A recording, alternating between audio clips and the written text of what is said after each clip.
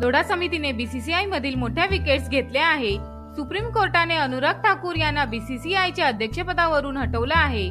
याशिवाय बीसीसीआयचे सचिव अजय शिर्के यांनाही आउट केलं आहे। सर्वोच्च न्यायालयाच्या आदेशाचं पालन करण्यात दोघांनाही अपयश आल्याने न्यायमूर्तींनी दोघांवर ताशेरे ओढले आहेत। तसंच खोटी साक्ष दिल्याप्रकरणी अनुराग ठाकूर यांच्यावर अवमानाचा खटलाही चालणार आहे। सर्वोच्च न्यायालयाने ठाकूर यांना आपली भूमिका मांडण्यासाठी अवधीही आहे।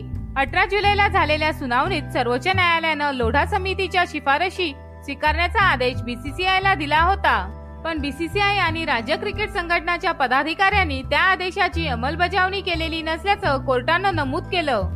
तसंच बीसीसीआयचा कारभार कुणाच्या हाती सोपवायचा याचा निर्णय घेण्यासाठी ज्येष्ठ कायदेतज्ञ फली नरीमन आणि गोपाल सुब्रमण्यम यांची नियुक्ती केली आहे। या प्रकरणी पुढील सुनावणी 19 जानेवारीला होईल। सुप्रीम कोर्टाने थेट अध्यक्षांना हटवल्यामुळे बीसीसीआयचा कारभार आता प्रशासकाच्या हाती सोपवण्यात आला आहे।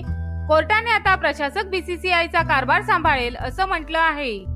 दरम्यान हा क्रिकेटचा विजय आहे। प्रशासक येतील आणि जातील, पण कोर्टाचा हा निर्णय क्रिकेटसाठी फायद्याचा आहे, अशी प्रतिक्रिया न्यायमूर्ती लोढा यांनी दिली आहे।